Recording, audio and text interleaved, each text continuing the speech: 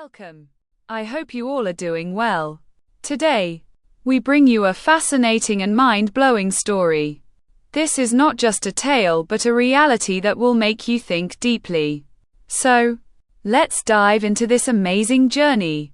"They want you at Redhill now," said Mr. Dyer, taking a packet of papers from one of his pigeonholes. The idea seems gaining ground in many quarters that in cases of mere suspicion, women detectives are more satisfactory than men, for they are less likely to attract attention. And this Redhill affair, so far as I can make out, is one of suspicion only. It was a dreary November morning. Every gas jet in the Lynch Court office was alight, and a yellow curtain of outside fog draped its narrow windows. Nevertheless, I suppose one can't afford to leave it uninvestigated at this season of the year, with country house robberies beginning in so many quarters, said Miss Brooke. No, and the circumstances in this case certainly seem to point in the direction of the country house burglar. 2 days ago, a somewhat curious application was made privately, by a man giving the name of John Murray, to Inspector Gunning of the Reigate Police. Redhill, I must tell you, is in the Reigate Police District. Murray stated that he had been a greengrocer somewhere in South London, had sold his business there and had, with the proceeds of the sale, bought 2 small houses in Redhill, intending to let the one and live in the other. These houses are situated in a blind alley known as Paved Court, a narrow turning leading off the London and Brighton coach road. Paved Court has been known to the sanitary authorities for the past 10 years as a regular fever nest, and as the houses which Murray bought, numbers 7 and 8, stand at the very end of the blind alley with no chance of thorough ventilation, I dare say the man got them for next to nothing. He told the inspector that he had had great difficulty in procuring a tenant for the house he wished to let, number 8, and that consequently, when about 3 weeks back, a lady dressed as a nun made him an offer for it, he immediately closed with her. The lady gave her name simply as Sister Monica, and stated that she was a member of an undenominational sisterhood that had recently been founded by a wealthy lady, who wished her name kept a secret. Sister Monica gave no references, but instead paid a quarter's rent in advance, saying that she wished to take possession of the house immediately and open it as a home for crippled orphans. Gave no references. Home for cripples, murmured Loveday, scribbling hard and fast in her notebook. Murray made no objection to this, continued Mr. Dyer, and accordingly the next day, Sister Monica, accompanied by 3 other sisters and some sickly children, took possession of the house, which they furnished with the barest possible necessities from cheap shops in the neighbourhood. For a time, Murray said, he thought he had secured most desirable tenants, but during the last 10 days suspicions as to their real character have entered his mind, and these suspicions he thought it his duty to communicate to the police. Among their possessions, it seems, these sisters number an old donkey and a tiny cart, and this they start daily on a sort of begging tour through the adjoining villages, bringing back every evening a perfect hoard of broken victuals and bundles of old garments. Now comes the extraordinary fact on which Murray bases his suspicions. He says, and Gunning verifies his statement, that in whatever direction these sisters turn the wheels of their donkey cart, burglaries, or attempts at burglaries, are sure to follow. A week ago they went along towards Horley, where, at an outlying house, they received much kindness from a wealthy gentleman. That very night an attempt was made to break into that gentleman's house, an attempt, however, that was happily frustrated by the barking of the house dog, and so on in other instances that I need not go into. Murray suggests that it might be well to have the daily movements of these sisters closely watched, and that extra vigilance should be exercised by the police in the districts that have had the honour of a morning call from them. Gunning coincides with this idea, and so has sent to me to secure your services." Loveday closed her notebook. "I suppose Gunning will meet me somewhere and tell me where I'm to take up my quarters?" she said. "Yes, he will get into your carriage at Merstham, the station before Redhill, if you will put your hand out of window with the morning paper in it. By the way, he takes it for granted that you will save the 11:05 train from Victoria. Murray, it seems, has been good enough to place his little house at the disposal of the police, but Gunning does not think espionage could be so well carried on there as from other quarters. The presence of a stranger in an alley of that sort is bound to attract attention, so he has hired a room for you in a draper's shop that immediately faces the head of the court. There is a private door to this shop, of which you will have the key, and can let yourself in and out as you please. You are supposed to be a nursery governess on the lookout for a situation, and Gunning will keep you supplied with letters to give colour to the idea. He suggests that you need only occupy the room during the day. At night you will find more comfortable quarters at Laker's Hotel just outside the town. This was about the sum total of the instructions that Mr. Dyer had to give. The 11:05 train for Victoria, that carried Loveday to her work among the Surrey hills, did not get clear of the London fog till well away on the other side of Purley. When the train halted at Merstham, in response to her signal a tall, soldier-like individual made for her carriage, and jumping in, took the seat facing her. He announced himself to her as Inspector Gunning, recalled to her memory a former occasion on which they had met, and then, naturally enough, turned the talk upon the present suspicious circumstances they were bent upon investigating. "It won't do for you and me to be seen together," he said. "Of course I am well known for miles round, and anyone seen in my company will at once be set down as my coadjutor and spied upon accordingly. I walked from Redhill to Merstham on purpose to avoid recognition on the platform at Redhill, and halfway here, to my great annoyance, found that I was being followed by a man in a workman's dress and carrying a basket of tools. I doubled, however, and gave him the slip, taking a short cut down a lane which, if he had been living in the place, he would have known as well as I did. By Jove!" This was added with a sudden start. "There is the fellow, I declare! He has weathered me after all, and has no doubt taken good stock of us both, with the train going at this snail's pace. It was unfortunate that your face should have been turned towards that window, Miss Brooke." "My veil is something of a disguise, and I will put on another cloak before he has a chance of seeing me again," said Loveday. All she had seen in the brief glimpse that the train had allowed was a tall, powerfully built man walking along a siding of the line. His cap was drawn low over his eyes, and in his hand he carried a workman's basket. Gunning seemed much annoyed at the circumstance. "Instead of landing at Redhill," he said, "we'll go on to Three Bridges, and wait there for a Brighton train to bring us back. That will enable you to get to your room somewhere between the lights. I don't want to have you spotted before you've so much as started your work." Then they went back to their discussion of the Redhill Sisterhood. "They call themselves undenominational, whatever that means," said Gunning. "They say they are connected with no religious sect whatever. They attend sometimes one place of worship, sometimes another, sometimes none at all. They refuse to give up the name of the founder of their order, and really no one has any right to demand it of them, for, as no doubt you see, up to the present moment the case is one of mere suspicion, and it may be a pure coincidence that attempts at burglary have followed their footsteps in this neighbourhood. By the way, I have heard of a man's face being enough to hang him, but until I saw Sister Monica's, I never saw a woman's face that could perform the same kind office for her. Of all the lowest criminal types of faces I have ever seen, I think hers is about the lowest and most repulsive." After the sisters, they passed in review the chief families resident in the neighbourhood. "This," said Gunning, unfolding a paper, "is a map I have specially drawn up for you. It takes in the district for 10 miles round Redhill, and every country house of any importance is marked in it in red ink. Here, in addition, is an index to those houses, with special notes of my own to every house." Loveday studied the map for a minute or so, then turned her attention to the index. "These 4 houses you've marked, I see, are those that have already been attempted. I don't think I'll run them through, but I'll mark them doubtful. You see, the gang, for of course it is a gang, might follow our reasoning on the matter and look upon those houses as our weak point. Here's one I'll run through. House empty during winter months. That means plate and jewellery sent to the bankers. Oh, and this one may as well be crossed off. Father and 4 sons, all athletes and sportsmen.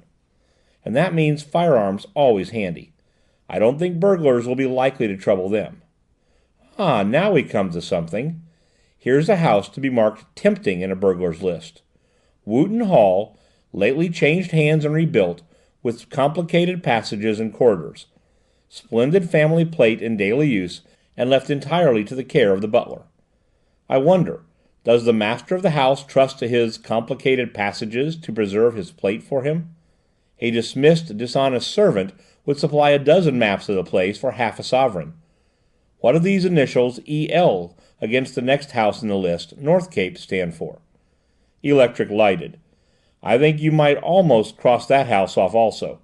I consider electric lighting one of the greatest safeguards against burglars that a man can give his house.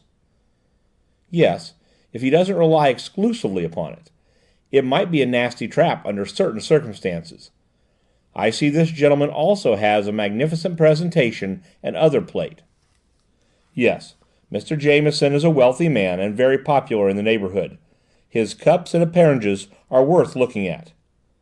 Is it the only house in the district that is lighted with electricity? Yes, and begging your pardon, Miss Brooke, I only wish it were not so. If electric lighting were generally in vogue, it would save the police a lot of trouble on those dark winter nights. The burglars would find some way of meeting such a condition of things, depend upon it.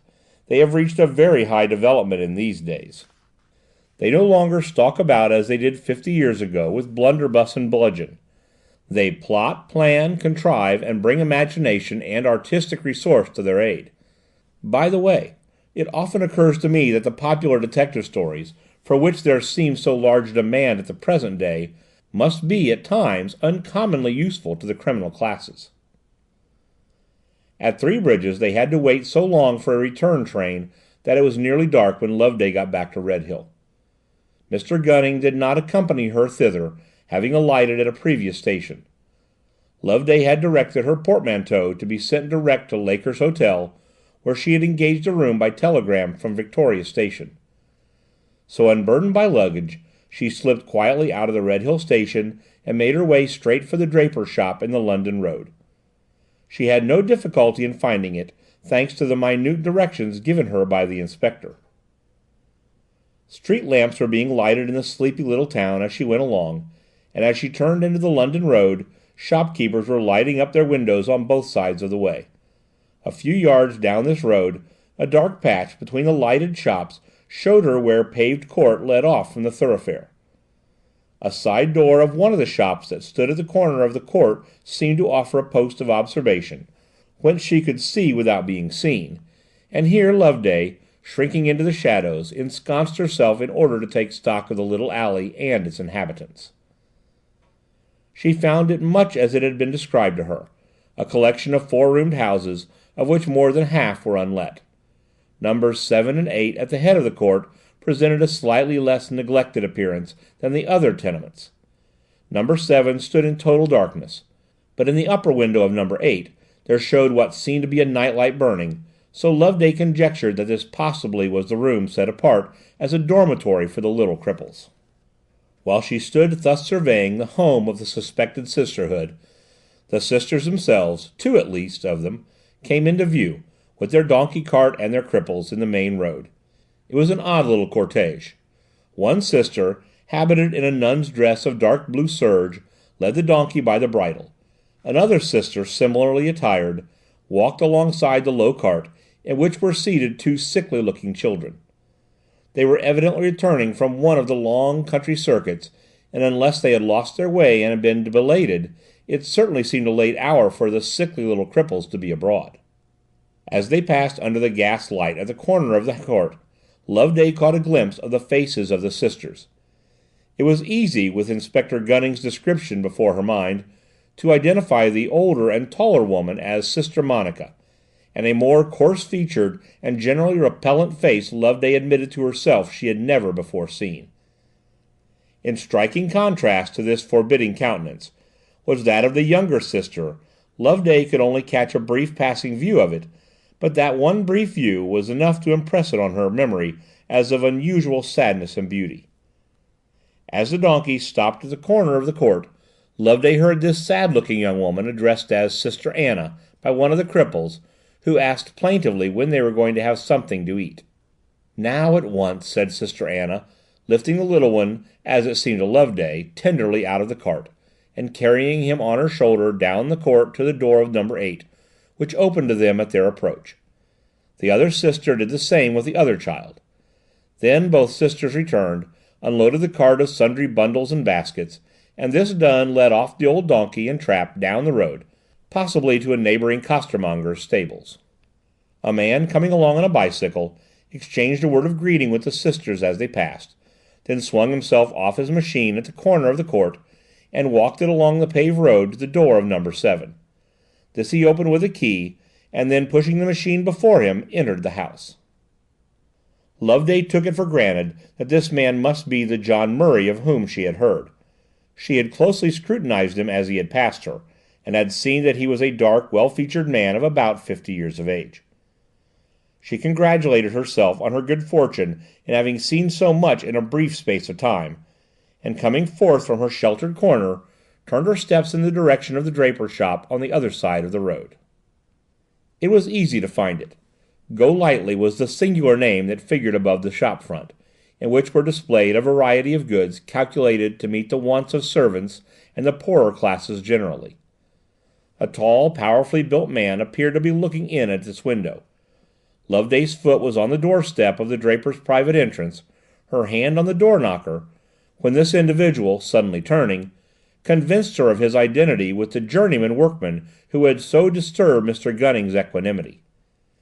It was true he wore a bowler instead of a journeyman's cap, and he no longer carried a basket of tools, but there was no possibility for anyone, with so good an eye for an outline as Loveday possessed, not to recognize the carriage of the head and shoulders as that of the man she had seen walking along the railway siding. He gave her no time to make minute observations of his appearance, but turned quickly away and disappeared down a by-street. Loveday's work seemed to bristle with difficulties now. Here was she, as it were, unearthed in her own ambush, for there could be but little doubt that during the whole time she had stood watching those sisters, that man from a safe vantage point had been watching her. She found Mrs. Golightly a civil and obliging person. She showed Loveday to her room above the shop, brought her the letters which Inspector Gunning had been careful to have posted to her during the day. Then she supplied her with pen and ink, and in response to Loveday's request with some strong coffee that she said, with a little attempt at a joke, would keep a dormouse awake all through the winter without winking. While the obliging landlady busied herself about the room, Loveday had a few questions to ask about the sisterhood who lived down the court opposite. On this head, however, Mrs. Golightly could tell her no more than she already knew, beyond the fact that they started every morning on their rounds at 11 o'clock punctually, and that before that hour they were never to be seen outside their door. Loveday's watch that night was to be a fruitless one. Although she sat with her lamp turned out and safely screened from observation until close upon midnight with eyes fixed upon numbers 7 and 8, paved court, not so much as a door opening or shutting at either house rewarded her vigil. The lights flitted from the lower to the upper floors in both houses, and then disappeared somewhere between 9 and 10 in the evening, and after that not a sign of life did either tenement show. And all through the long hours of that watch, backwards and forwards there seemed to flit before her mind's eye, as if in some sort it were fixed upon its retina, the sweet, sad face of Sister Anna. Why it was this face should so haunt her, she found it hard to say. It has a mournful past and a mournful future written upon it as a hopeless whole, she said to herself. It is the face of an Andromeda. Here I am, it seemed to say, tied to my stake, helpless and hopeless. The church clocks were sounding the midnight hour as Loveday made her way through the dark streets to her hotel outside the town. As she passed under the railway arch that ended in the open country road, the echo of not very distant footsteps caught her ear. When she stopped, they stopped, and when she went on, they went on, and she knew that once more she was being followed, and watched, although the darkness of the arch prevented her seeing even the shadow of the man who was thus dogging her steps. The next morning broke keen and frosty. Loveday studied her map and her country house index over a 7 o'clock breakfast, and then set off for a brisk walk along the country road. No doubt in London the streets were walled in and roofed with yellow fog, Here, however, bright sunshine played in and out of the bare tree boughs and leafless hedges onto 1,000 frost spangles, turning the prosaic, macadamized road into a gangway fit for Queen Titania herself and her fairy train. Loveday turned her back on the town, and set herself to follow the road as it wound away over the hill in the direction of a village called Northfield. Early as she was not to have that road to herself. A team of strong horses trudged on their way to their work in the fuller earth's pits. A young fellow on a bicycle flashed past at a tremendous pace, considering the upward slant of the road. He looked hard at her as he passed, then slackened pace, dismounted, and awaited her coming on the brow of the hill. "Good morning, Miss Brooke," he said, lifting his cap as she came alongside of him. "May I have 5 minutes' talk with you?" The young man who thus accosted her had not the appearance of a gentleman. He was a handsome, bright-faced young fellow of about 22, and was dressed in ordinary cyclist's dress. His cap was pushed back from his brow over thick, curly, fair hair, and Loveday, as she looked at him, could not repress the thought how well he would look at the head of a troop of cavalry giving the order to charge the enemy. He led his machine to the side of the footpath. "You have the advantage of me," said Loveday. "I haven't the remotest notion who you are." "No," he said. "Although I know you, you cannot possibly know me. I am a North Country man, and I was present about a month ago at the trial of old Mr. Craven of Troy's Hill. In fact, I acted as reporter for one of the local papers. I watched your face so closely as you gave your evidence that I should know it anywhere among 1,000. "And your name is?" "George White of Grenfell. My father is part proprietor of one of the Newcastle papers. I'm a bit of a literary man myself, and sometimes figure as a reporter, sometimes as leader writer to the paper." Here he gave a glance towards his side pocket, from which protruded a small volume of Tennyson's poems. The facts he had stated did not seem to invite comment, and Loveday ejaculated merely, "Indeed." The young man went back to the subject that was evidently filling his thoughts. "I have special reasons for being glad to have met you this morning, Miss Brooke," he went on, making his footsteps keep pace with hers. "I am in great trouble, and I believe you are the only person in the whole world that can help me out of that trouble." "I am rather doubtful as to my power of helping anyone out of trouble," said Loveday. "So far as my experience goes, our troubles are as much a part of ourselves as our skins are of our bodies." "Ah, but not such trouble as mine," said White eagerly. He broke off for a moment, then with a sudden rush of words told her what the trouble was. For the past year he had been engaged to be married to a young girl, who until quite recently had been fulfilling the duties of a nursery governess in a large house in the neighbourhood of Redhill. "Will you kindly give me the name of that house?" interrupted Loveday. "Certainly. Wootton Hall the place is called, and Annie Lee is my sweetheart's name. I don't care who knows it." He threw his head back as he said this, as if he would be delighted to announce the fact to the whole world. "Annie's mother," he went on, "died when she was a baby, and we both thought her father was dead also, when suddenly, about a fortnight ago, it came to her knowledge that instead of being dead, he was serving his time at Portland for some offence committed years ago." "Do you know how this came to Annie's knowledge?" "Not the least in the world. I only know that I suddenly got a letter from her announcing the fact, and at the same time breaking off her engagement with me. I tore the letter into 1,000 pieces and wrote back saying I would not allow the engagement to be broken off, but would marry her tomorrow if she would have me. To this letter she did not reply.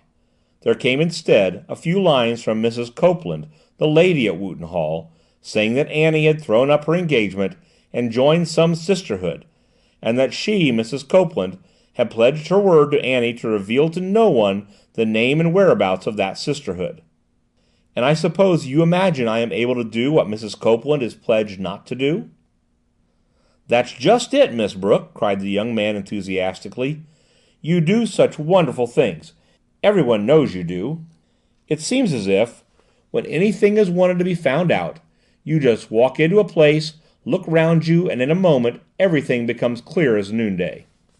I can't quite lay claim to such wonderful powers as that. As it happens, however, In the present instance, no particular skill is needed to find out what you wish to know, for I fancy I have already come upon the traces of Miss Annie Lee." "Miss Brooke?"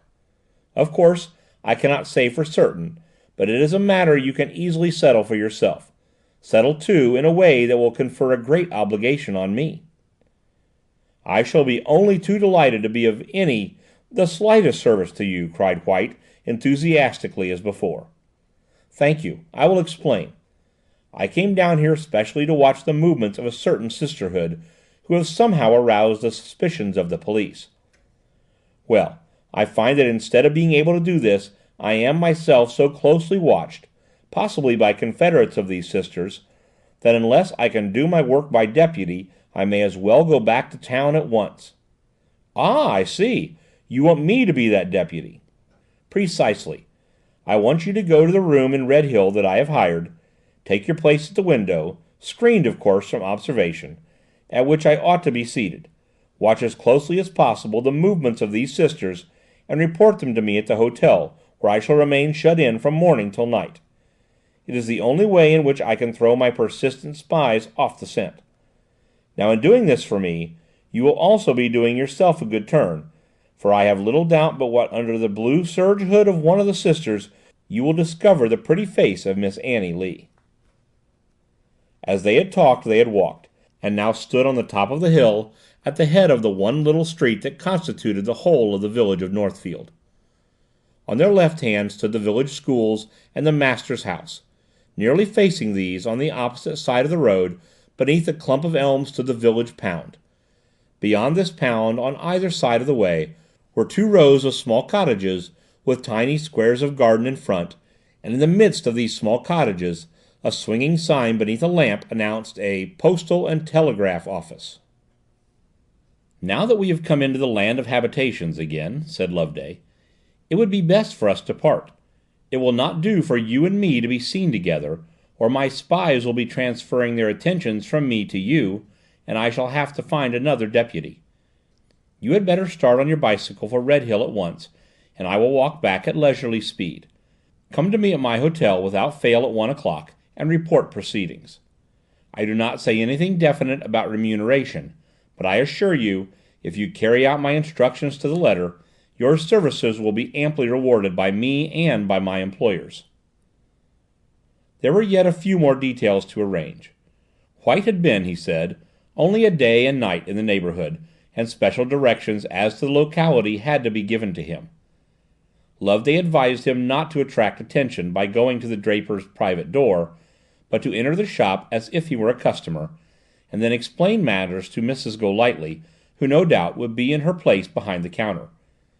Tell her that he was the brother of the Miss Smith who had hired her room, and ask permission to go through the shop to that room, as he had been commissioned by his sister to read and answer any letters that might have arrived there for her.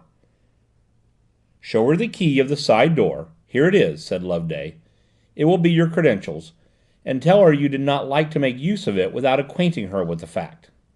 The young man took the key, endeavoured to put it in his waistcoat pocket, found the space there occupied, and so transferred it to the keeping of a side pocket in his tunic.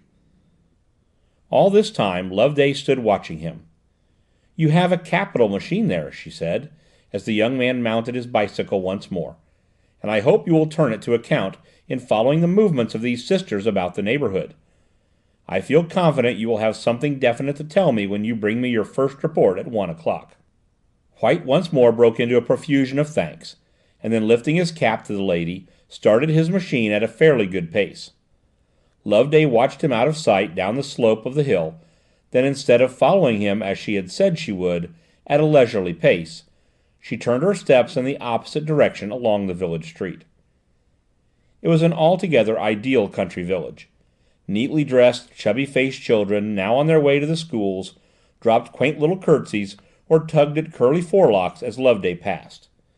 Every cottage looked the picture of cleanliness and trimness, and although so late in the year, the gardens were full of late-flowering chrysanthemums and early-flowering Christmas roses. At the end of the village, Loveday came suddenly into view of a large, handsome red-brick mansion. It presented a wide frontage to the road, from which it lay back amid extensive pleasure grounds. On the right hand, and a little in the rear of the house, stood what seemed to be large and commodious stables, and immediately adjoining these stables was a low-cut red brick shed that had evidently been recently erected. That low-built red brick shed excited Loveday's curiosity. "Is this house called North Cape?" she asked of a man who chanced at that moment to be passing with a pickaxe and shovel. The man answered in the affirmative, and Loveday then asked another question. Could he tell her what was that small shed so close to the house? It looked like a glorified cowshed. Now what could be its use? The man's face lighted up as if it were a subject on which he liked to be questioned. He explained that that small shed was the engine house where the electricity that lighted North Cape was made and stored. Then he dwelt with pride upon the fact, as if he held a personal interest in it, that North Cape was the only house, far or near, that was thus lighted. "I suppose the wires are carried underground to the house?" said Loveday, looking in vain for signs of them anywhere. The man was delighted to go into details on the matter. He had helped to lay those wires, he said. They were 2 in number, one for supply and one for return, and were laid 3 feet below ground, in boxes filled with pitch. These wires were switched on to jars in the engine house, where the electricity was stored, and after passing underground, entered the family mansion under its flooring at its western end. Loveday listened attentively to these details, and then took a minute and leisurely survey of the house and its surroundings. This done, she retraced her steps through the village, pausing, however, at the postal and telegraph office to dispatch a telegram to Inspector Gunning. It was one to send the inspector to his cipher book. It ran as followed: "Rely solely on chemist and coal merchant throughout the day. L.B." After this, she quickened her pace, and in something over 3/4 of an hour was back again at her hotel. There she found more of life stirring than when she had quitted it in the early morning. There was to be a meeting of the Surrey stags, about a couple of miles off, and a good many hunting men were hanging about the entrance to the house, discussing the chances of sport after last night's frost. Loveday made her way through the throng in leisurely fashion, and not a man but wanted keen scrutiny from her sharp eyes. No, there was no cause for suspicion there. They were evidently one and all just what they seemed to be: loud-voiced, hard-riding men bent on a day's sport. But, and here Loveday's eyes travelled beyond the hotel courtyard to the other side of the road, who was that man with a bill-hook hacking at the hedge there? A thin-featured, round-shouldered old fellow, with a bent-about hat. It might be as well not to take it too rashly for granted that her spies had withdrawn, and had left her free to do her work in her own fashion. She went upstairs to her room. It was situated on the first floor in the front of the house, and consequently commanded a good view of the high road. She stood well back from the window, and at an angle whence she could see and not be seen, took a long, steady survey of the hedger. And the longer she looked, the more convinced she was that the man's real work was something other than the bill-hook seemed to imply. He worked, so to speak, with his head over his shoulder, and when Loveday supplemented her eyesight with a strong field-glass, she could see more than one stealthy glance shot from beneath his bent-about hat in the direction of her window. There could be little doubt about it. Her movements were to be as closely watched today as they had been yesterday. Now it was of first importance that she should communicate with Inspector Gunning in the course of the afternoon. The question to solve was how it was to be done. To all appearance, Loveday answered the question in extraordinary fashion. She pulled up her blind, she drew back her curtain, and seated herself in full view at a small table in the window recess. Then she took a pocket inkstand from her pocket, a packet of correspondence cards from her letter case, and with a rapid pen set to work on them. About an hour and a half afterwards, White, coming in, according to his promise, to report proceedings, found her still seated at the window, not, however, with writing materials before her, but with needle and thread in her hand with which she was mending her gloves.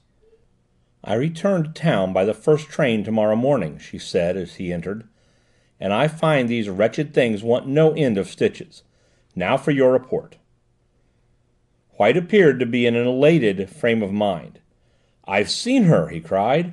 "My Annie! They've got her, those confounded sisters! But they shan't keep her! No, Not if I have to pull the house down about their ears to get her out." "Well, now you know where she is, you can take your time about getting her out," said Loveday. "I hope, however, you haven't broken faith with me and betrayed yourself by trying to speak with her, because if so, I shall have to look for another deputy." "Honor, Miss Brooke," answered White indignantly, "I stuck to my duty, though it cost me something to see her hanging over those kids and tucking them into the cart, and never say a word to her, never so much as wave my hand." "Did she go out with a donkey cart today?"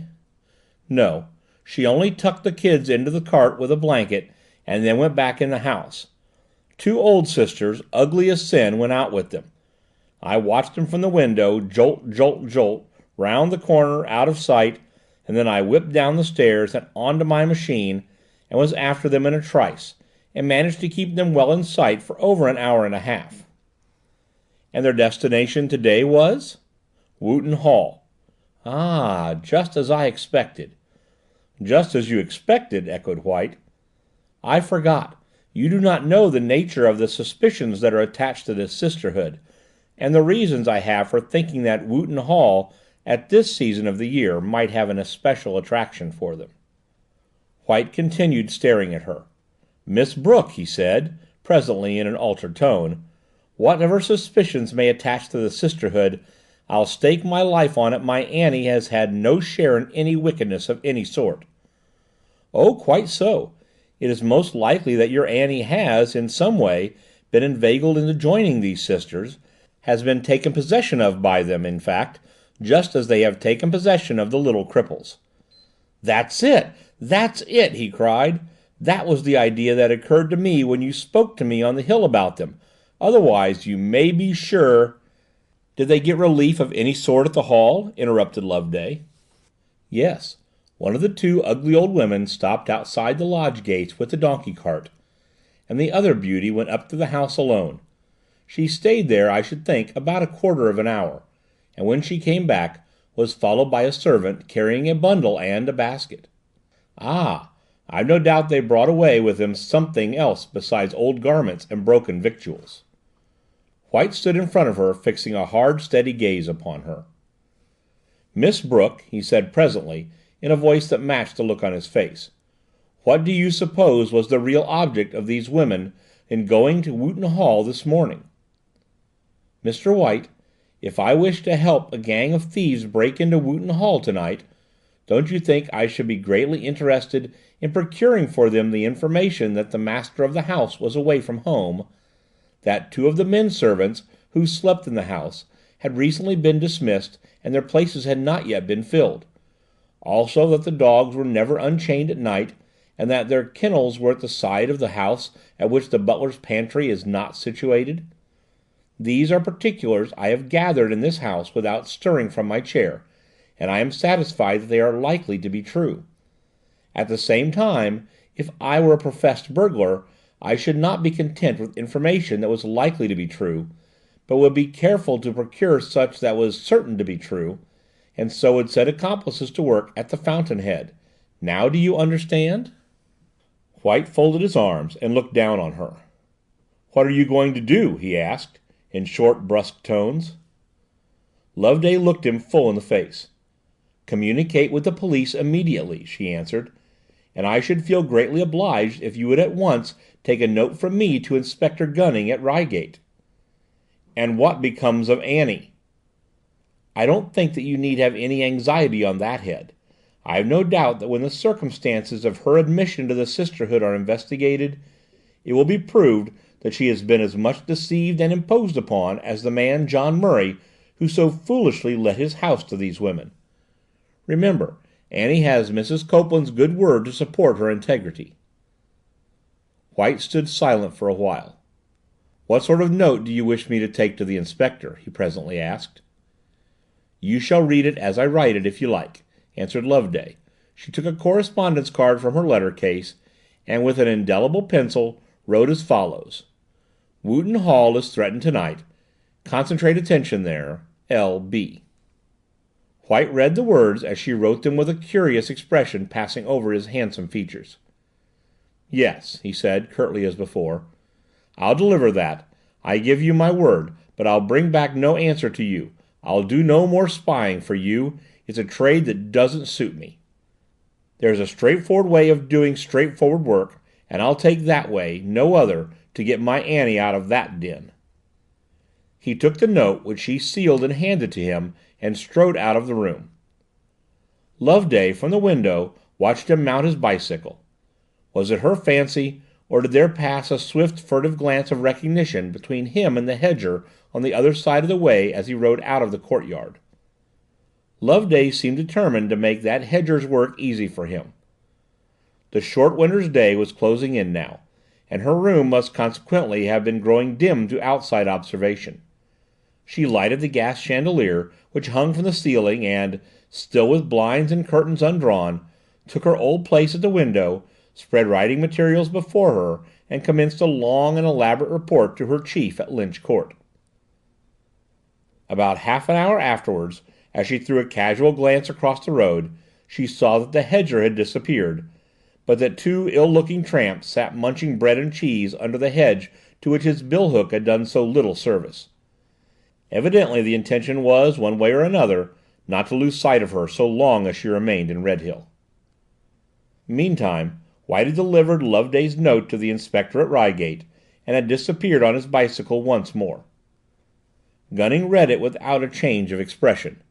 Then he crossed the room to the fireplace, and held the card as close to the bars as he could without scorching it.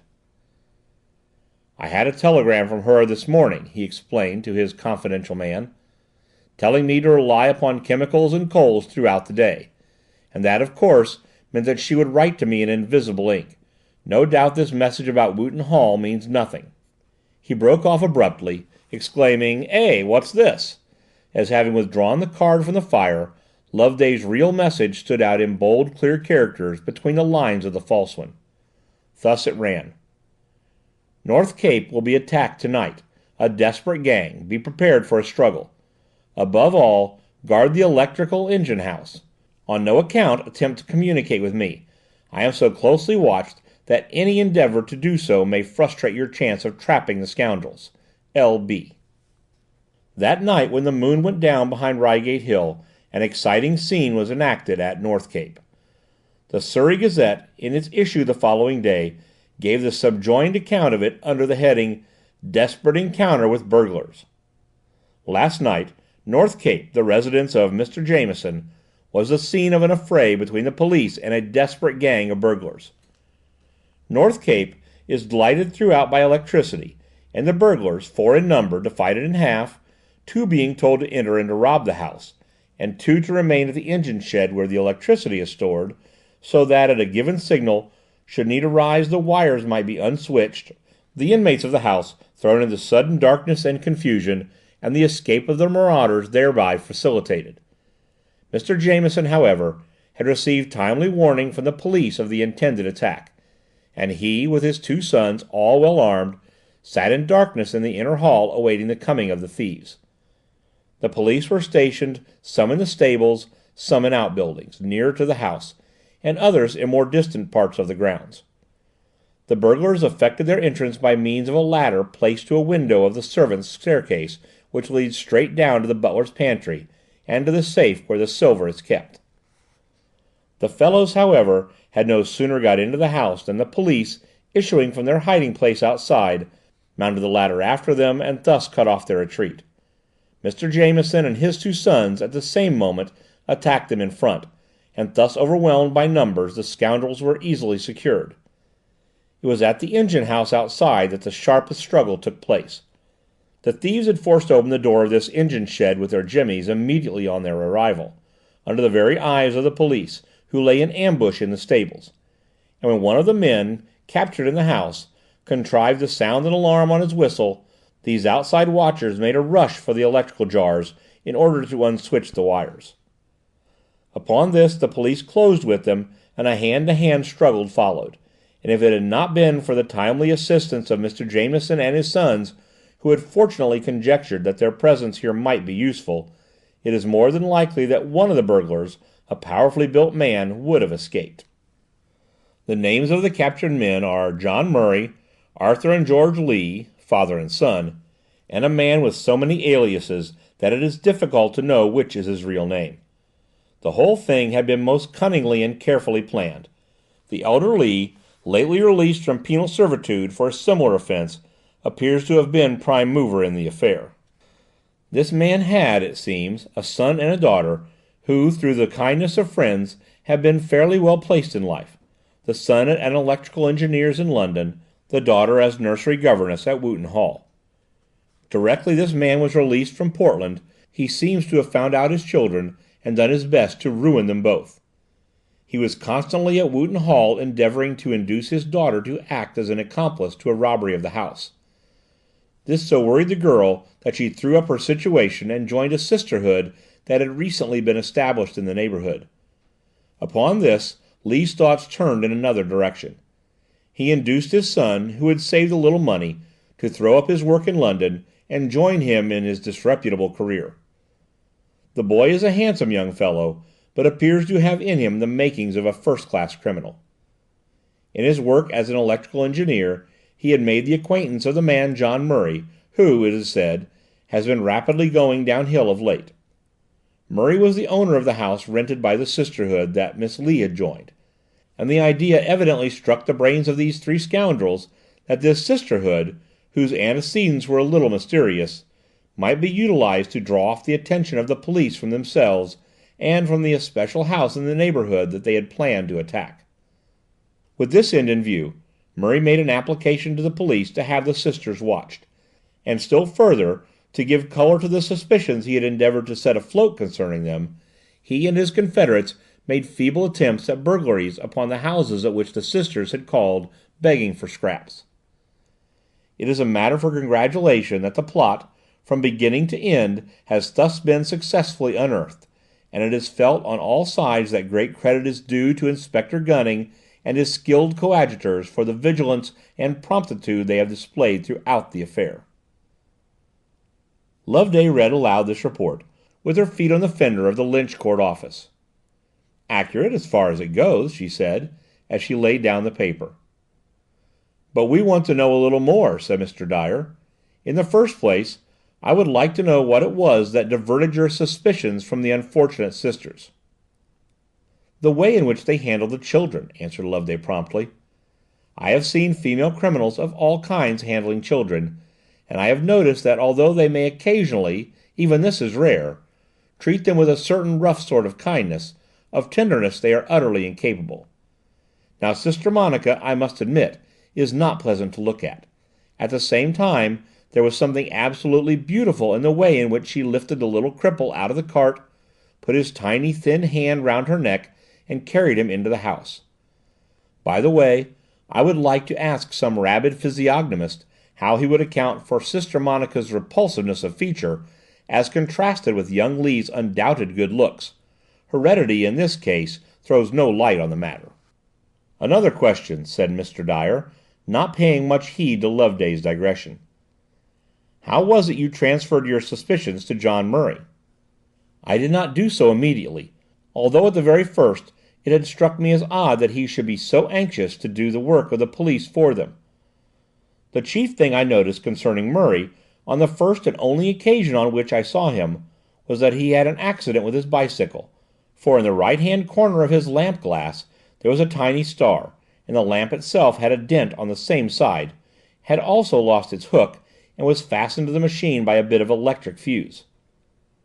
The next morning, as I was walking up the hill towards Northfield, I was accosted by a young man mounted on that self-same bicycle. Not a doubt of it. Star in glass, dent, fuse, all three." "Ah, that sounded an important keynote, and led you to connect Murray and the younger Lee immediately." "It did, and of course also at once gave the lie to his statement that he was a stranger in the place, and confirmed my opinion that there was nothing of the North Countryman in his accent. Other details in his manner and appearance gave rise to other suspicions. For instance, he called himself a press reporter by profession, and his hands were coarse and grimy as only a mechanic's could be. He said he was a bit of a literary man, but the Tennyson that showed so obtrusively from his pocket was new, and in parts uncut and totally unlike the well-thumbed volume of the literary student. Finally, when he tried and failed to put my latchkey into his waistcoat pocket. I saw the reason lay in the fact that the pocket was already accompanied by a soft coil of electric fuse, the end of which protruded. Now, an electric fuse is what an electrical engineer might almost unconsciously carry about with him. It is so essential a part of his working tools, but it is a thing that a literary man or a press reporter could have no possible use for. Exactly.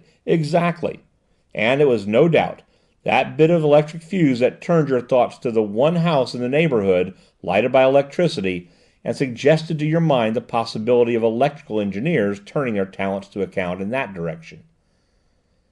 Now will you tell me what, at that stage of your day's work, induced you to wire to Gunning that you would bring your invisible ink bottle into use? That was simply a matter of precaution. It did not compel me to the use of invisible ink if I saw other safe methods of communication. I felt myself being hemmed in all sides with spies, and I could not tell what emergency might arise. I don't think I have ever had a more difficult game to play. As I walked and talked with a young fellow up the hill, it became clear to me that if I wished to do my work, I must lull the suspicions of the gang and seem to walk into their trap. I saw by the persistent way in which Wootton Hall was forced on my notice that it was wished to fix my suspicions there. I accordingly, to all appearance, did so, and allowed the fellows to think they were making a fool of me. Ha ha ha! Capital that! The biter bit, with a vengeance! Splendid idea to make that young rascal himself deliver the letter that was to land him and his pals in jail. And all the time laughing in his sleeve and thinking what a fool he was making of you. Ha ha ha! And Mr. Dyer made the office ring again with his merriment. The only person one is at all sorry for in this affair is poor little Sister Anna, said Loveday pityingly. And yet, perhaps, all things considered, after her sorry experience of life, she may not be so badly placed in a sisterhood where practical Christianity, not religious hysterics, is the one and only rule of the order. This was today's story. I hope you liked it. If this story touched your heart, be sure to share it with others. We look forward to your valuable feedback. Until then, take care and keep us in your prayers. Goodbye.